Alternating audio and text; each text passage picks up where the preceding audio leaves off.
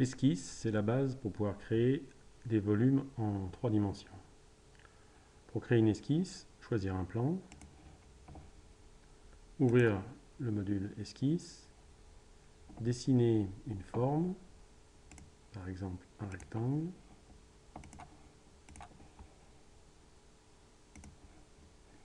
ressortir de l'esquisse et créer un volume, par exemple une extrusion de l'esquisse ou une révolution de l'esquisse. Pour créer une esquisse, il faut que les dimensions de l'esquisse soient correctes et il faut que la position de l'esquisse soit correcte. Donc, dans une esquisse, il est important de positionner l'esquisse dessinée par rapport à un repère. Pour ce faire, on va mettre en place des contraintes. Donc la solution pour mettre des contraintes, c'est d'utiliser, le plus simple, c'est d'utiliser cette icône contrainte entre deux éléments.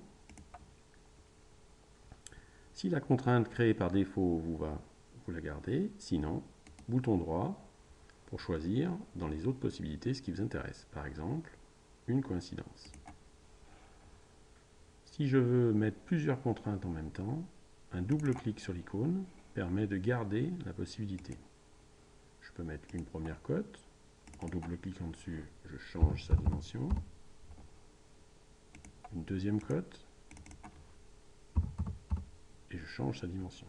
Voilà, un rectangle dimensionné, positionné. Positionné si possible dans un premier temps, dimensionné dans un deuxième temps. On peut aussi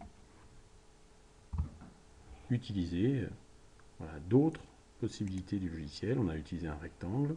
Une possibilité très intéressante, c'est le rectangle centré. Par exemple, je voudrais faire un rectangle qui est centré sur mon repère.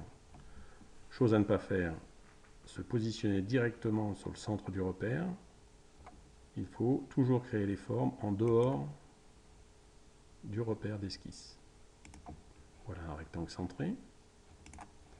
Maintenant, je vais positionner ce point au milieu et dimensionner mon rectangle.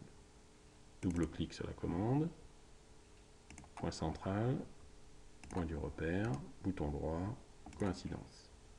Dimension du côté, dimension de la longueur.